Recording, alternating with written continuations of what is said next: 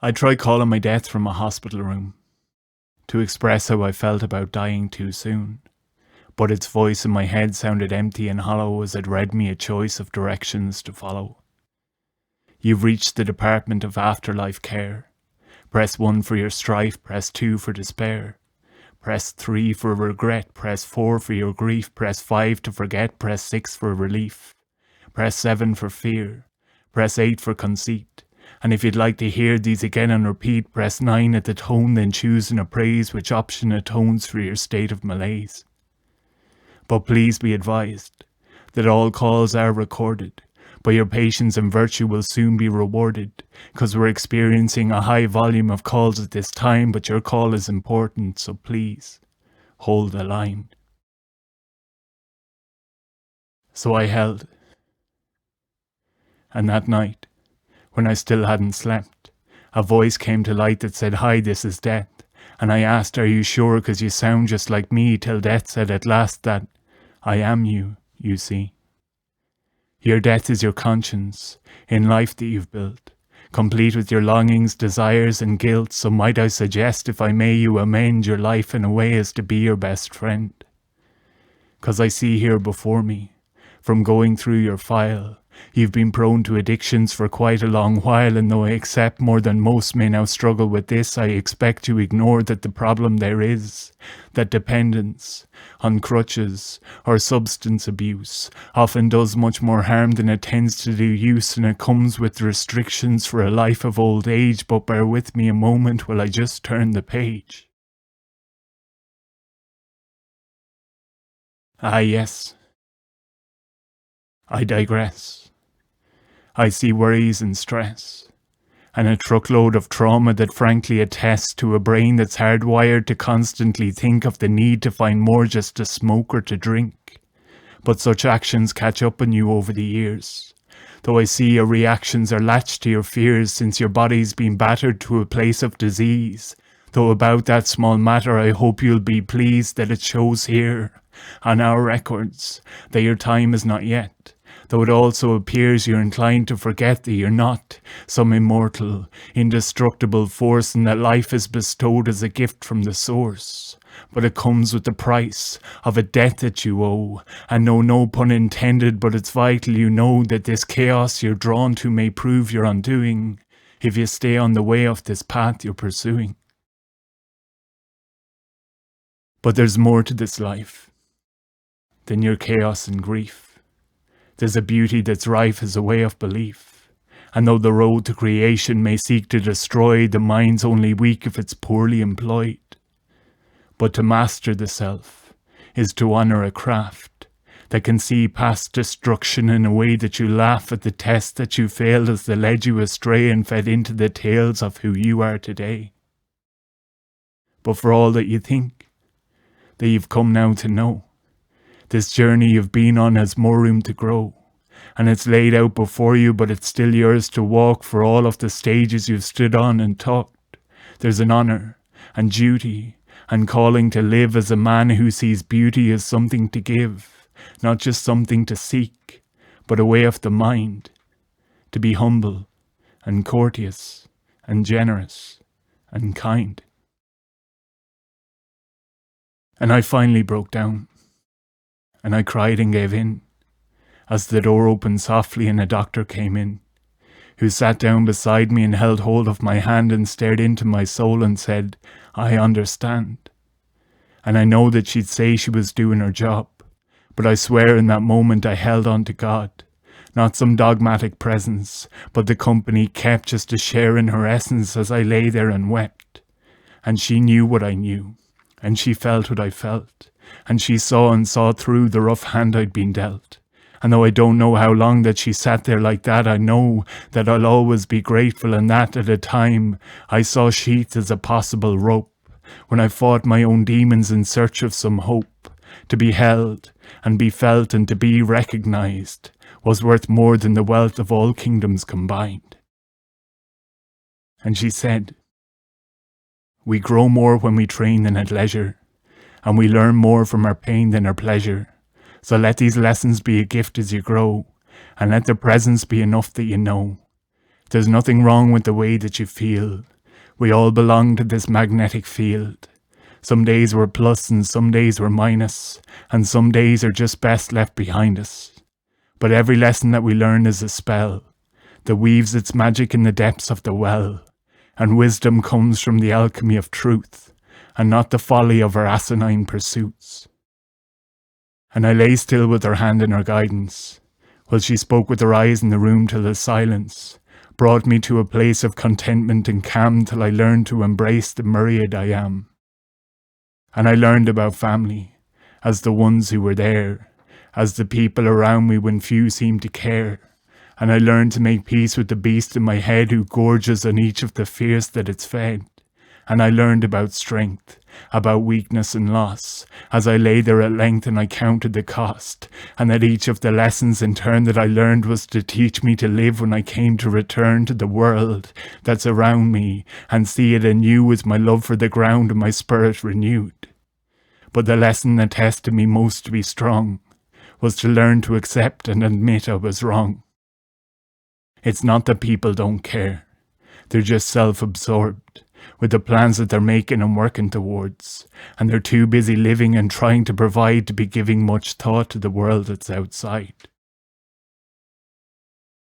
But when I went back online, and I saw the decline, it swallowed me whole to the realm of the mind, to see riots and chaos across the whole world, and I followed the hours with days in a blur. And I got so distracted by global descent it was hard to find time or to try and prevent that addiction to drama, disease and decay when it's constantly there in our screens every day. As the causes we wear, that we choose to define us, or the crosses we bear in the way they remind us that we all play some part in this globalized mess where martyrs are worshipped, though I admit and confess I saw taking the knee as a mark of respect for a man who was killed with a knee to the neck as like taking a sword as a gift to a wedding of a bride whose own father fell prey to beheading, or faking a crowd when there's no one to cheer. Ah wait, I can see now we're already here in this paradigm shift where so little makes sense and we're all cut adrift from the truth of events by the spin and the span of the news that we read, and the right to demand what we're choosing to see.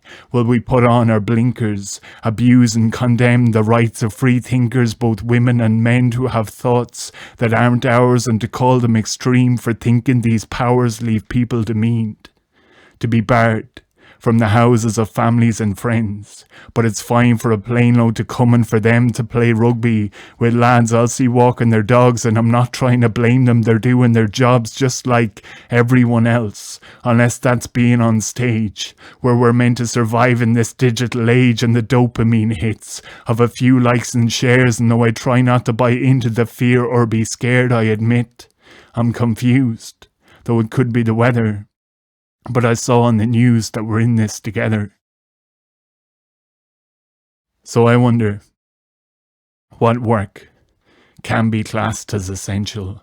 Like some game up the country because it has potential for some points to be won or be lost or be drawn, and it feels in some ways like this journey we're on is like being back years in that classroom at school where that call on the tannoy would croak and come through for the lads playing football to pack up their things and please be excused from the class that they're in.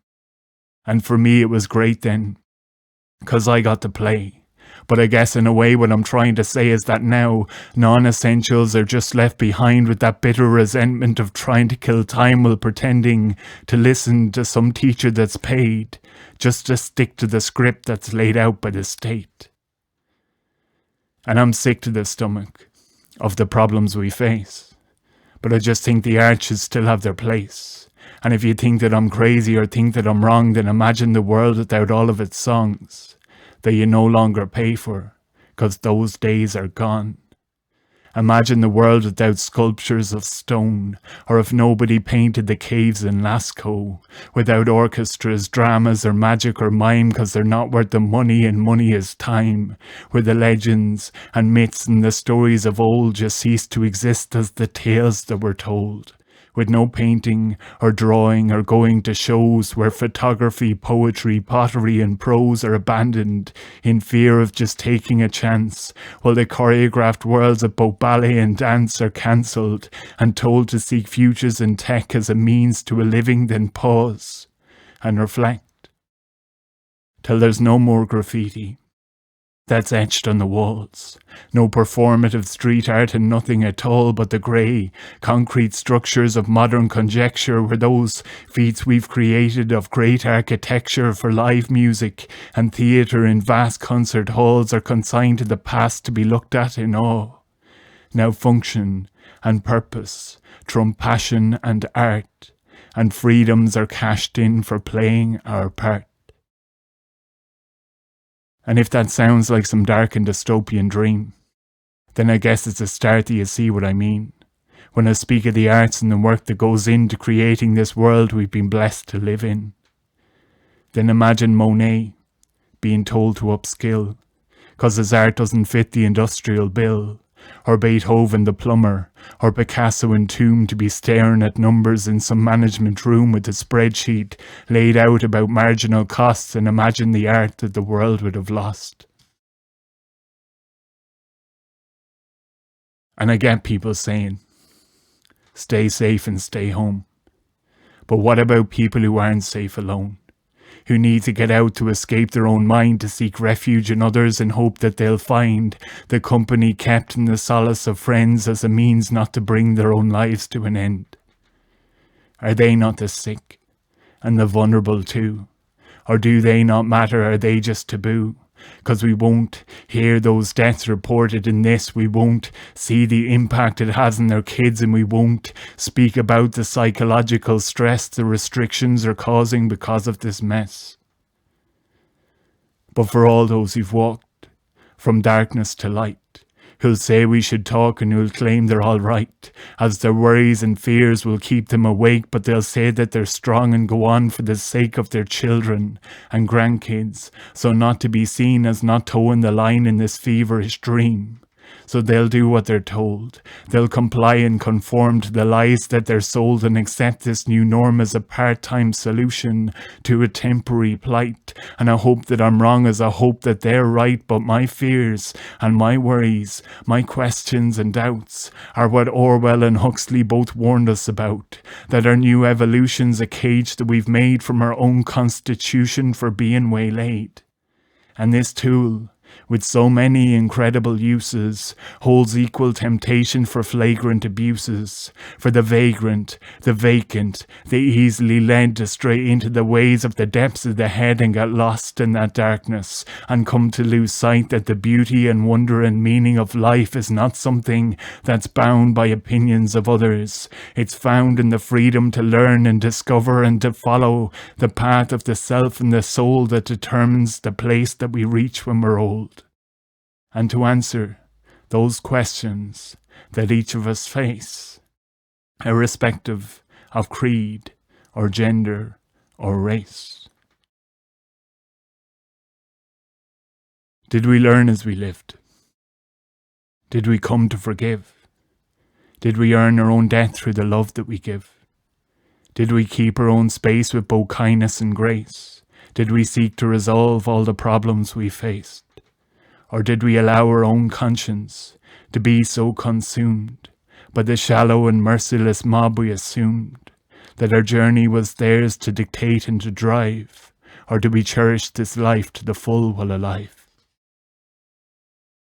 'Cause though we've traded the trenches for digital screens and the comfort of couches and virtual means, we're no less entrenched in the midst of a war, though few will confess not to know what it's for.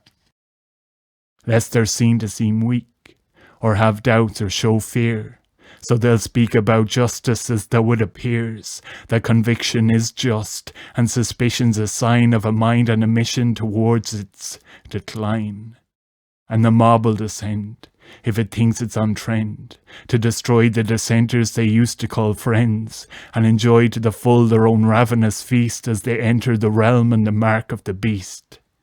And they'll talk about letters like LGBT, while ignoring that elephant letter of E, as the world gets its kicks from the bowels of machines and forgets about basics of just how to be in love or in company, or how to react to the dealings and feelings of intimate acts.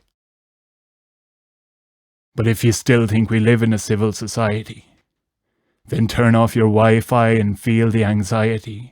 Creep through your heels to your chest, to your crown, then turn off your neighbours, your village and towns, your cities, your counties, your province and nations, and watch the descent of the whole situation if you turn it all off and shut it all down and see the unrest as it soon comes to ground.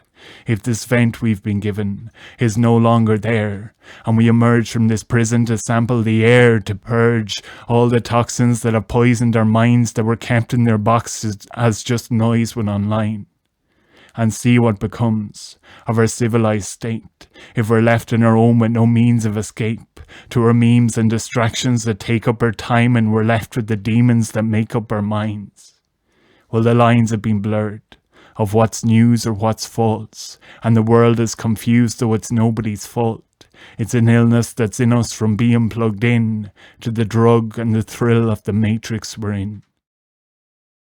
So hold your own space in the face of this chaos, and hold your own grace as they beg to obey us, and hold your own conscience, your hopes and ambitions, your presence, your power, persistence and mission, and hold your own hand as a prayer to yourself, to the God that's within you, to hold your own health, and hold tight to the light of your own legacy, for those held in darkness can never be free.